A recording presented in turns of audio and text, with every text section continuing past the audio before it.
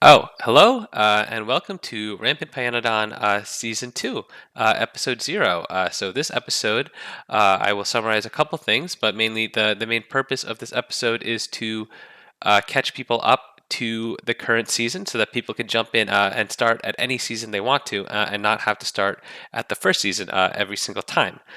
This video, I'll go over a couple things. I'll say what the main point of this game, so I'll go over a Factorio, my main mod packs, Factorio and Rampant, and I'll also go through the mod packs at the end and any changes. And then I'll give a quick, brief summary of Season 1 and my plans for Season 2. So without further ado, let's go ahead and start.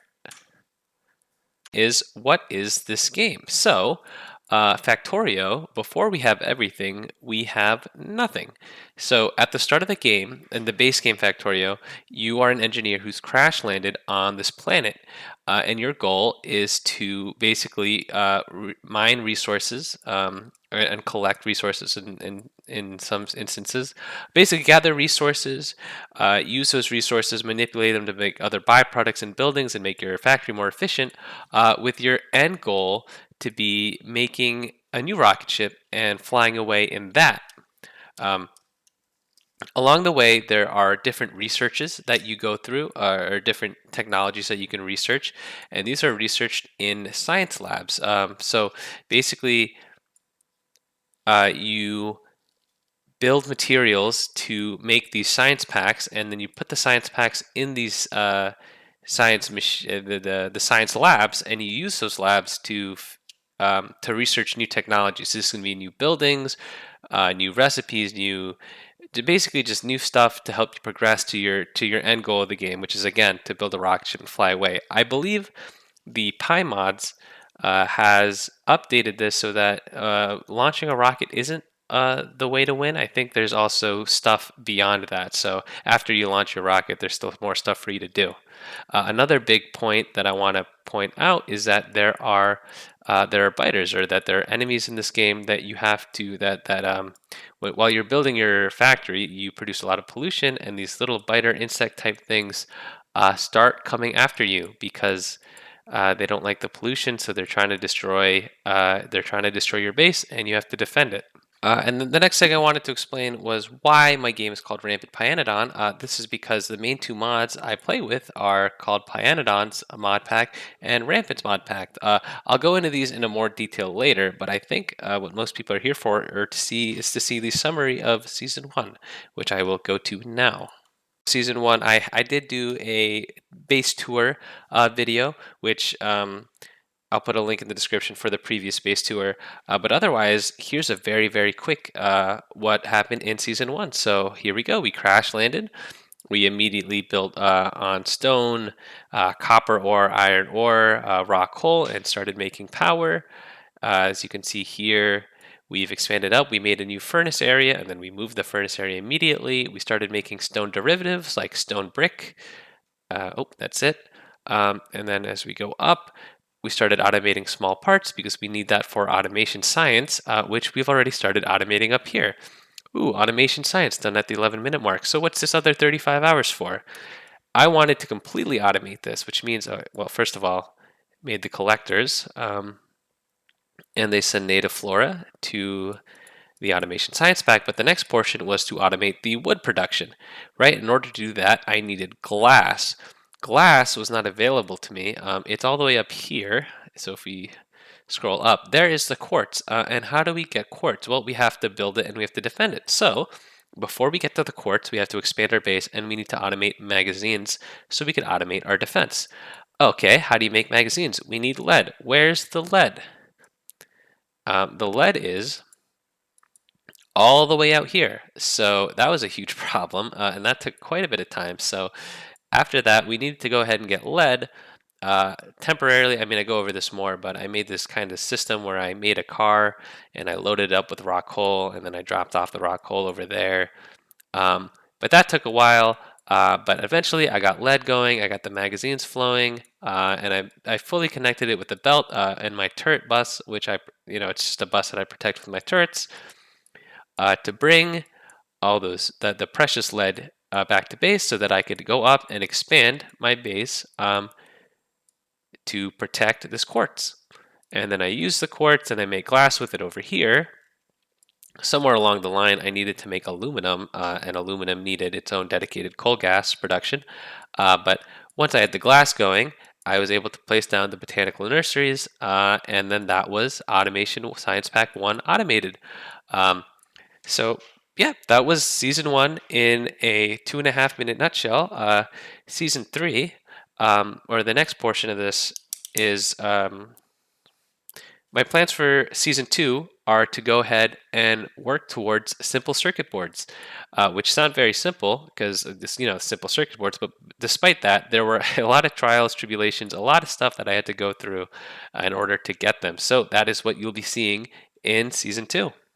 But otherwise, I can go ahead and go over some of the mods that I'm using in this that I use this current season. So season 2. Season 2, I use PyMods again. This is the resource logistics management. That's that whole portion of the game. It adds byproducts. It adds 1,000 hours, thousands of hours of gameplay for someone inexperienced like me to it. Rampant changes the biters. So with the Rampant mod pack, it adds like 9 or 10 different variety of biters, and they're all very exciting. I mean, the biters here, if I can show them real quick. I'll just have the biters here. But the biters, they don't really have many attributes to them, right? There's like these worms that sit in place and spit at you. There are normal biters that run up to your base and scratch your walls, and the other ones that run up to your base and spit at them. But with Rampant, they add a whole variety, like troll biters with high regeneration. I have Leviathan biters that are armored. There's fire biters and ones that spit fireballs, and electricity biters which zap you from a far range. It has a huge variety, and I absolutely love it. I also play with, and to help combat the huge arsenal of enemies, they make. I have Rampant Arsenal, which gives you a huge slew of weapons. And so they add a lot of weapons for you. Season 1, I wasn't able to make any, but season 2.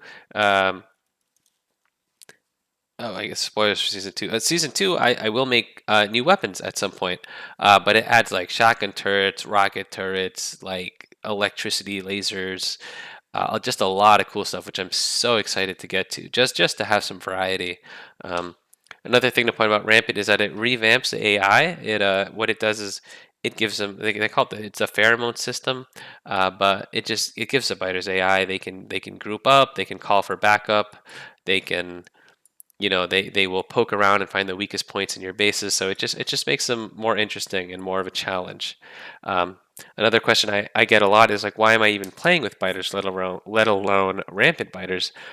Playing with biters. Okay, well, playing with biters, my main goal for it, other than to have fun with it, is that it adds it makes space a resource in the game.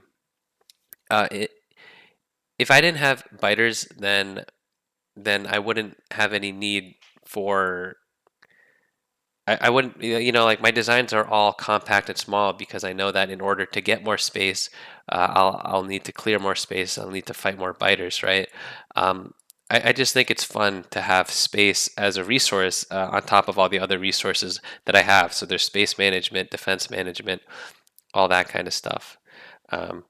And if there was a third mod that I have to say was sort of main, I would call it my clockwork mod. This is what turns, first of all, it increases the day and night cycles fourfold, so it's night 4 times longer, day 4 times longer.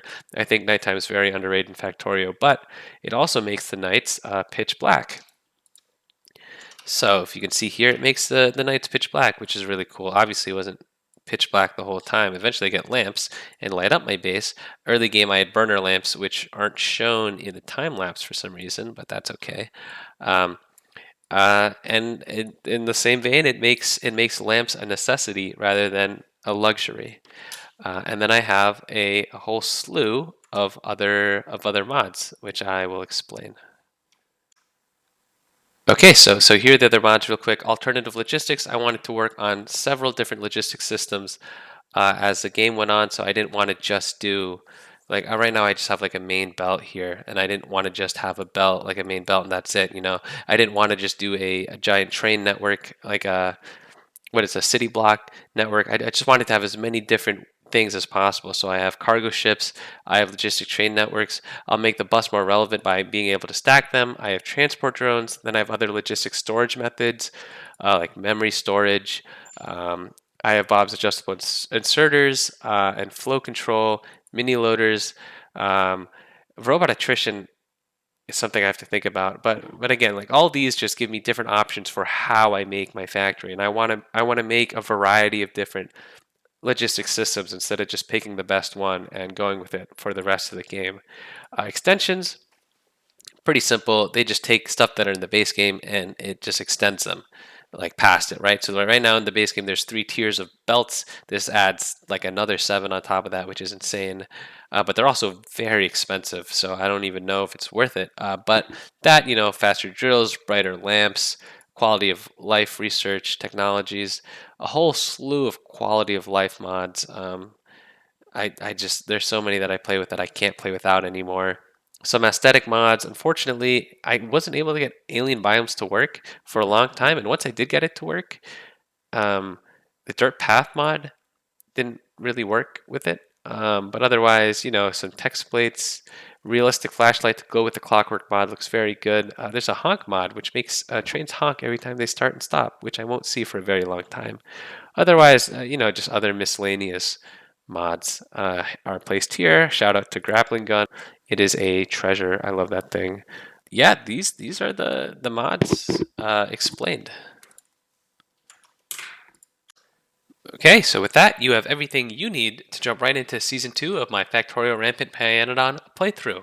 Um, I'd like to take this time to thank my patrons, Ema and John Boy. Again, your immortalizations will come in Season 2.